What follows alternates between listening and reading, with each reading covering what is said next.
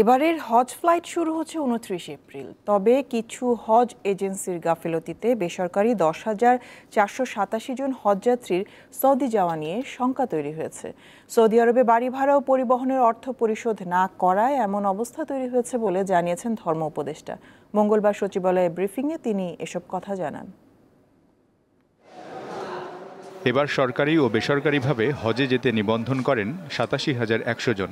আর প্রথম ফ্লাইট শুরু হচ্ছে আগামী ২৯ এপ্রিল থেকে। সৌদি সরকারের ঘোষিত রোডম্যাপ অনুযায়ী আগামী ১৮ এপ্রিলের মধ্যে সকল হজযাত্রীর ভিসা কার্যক্রম শেষ করতে হবে। অথচ জেদ্দা কর্তৃপক্ষ কয়েক দফা সময় বৃদ্ধি করলেও ৯টি এজেন্সি এখনও হজযাত্রীদের বাড়ি ভাড়া ও পরিবহন খরচের টাকা পরিশোধ করেনি।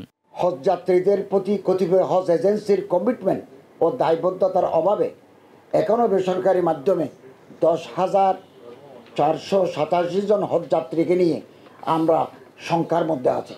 সকল এজেন্সিকে অনুরোধ জানাবো তারা যেন হজযাত্রীদের হজব্রত পালনের স্বার্থে সৌদি সরকারের নির্ধারিত সময়ের মধ্যে সকল কার্যক্রম সম্পন্ন করেন। উপদেষ্টা জানান, বাড়ি ভাড়া চুক্তি করেনি এমন ২১টি এজেন্সিকে শোকজ করেছে ধর্ম মন্ত্রণালয়। এর মধ্যে ১২টি এজেন্সি পরে চুক্তি করলেও বাকিরা এখনও ধরাছোঁয়ার বাইরে। এজেন্সির অব্যবস্থাপনার কারণে, অবহেলার কারণে, মন্ত্রণালয়ের অর্ডার সৌদি সরকারের ডেডলাইন ক্যারি আউট না করার কারণে কোনো হাজি যদি হজে যেতে ব্যর্থ হন তাহলে সে সমস্ত এজেন্সির বিরুদ্ধে আমরা আইনানুগ ব্যবস্থা নেব।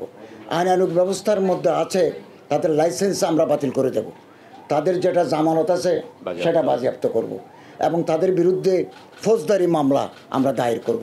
কোনো এজেন্সির অনিয়মের দায় সরকার নেবে না বলেও উল্লেখ করেন ধর্ম উপদেষ্টা। এই দায় কোনোভাবে ধর্ম বিষয়ক মন্ত্রণালয় বহন করবে না। মিজানুর রহমান, দীপ্ত সংবাদ, ঢাকা।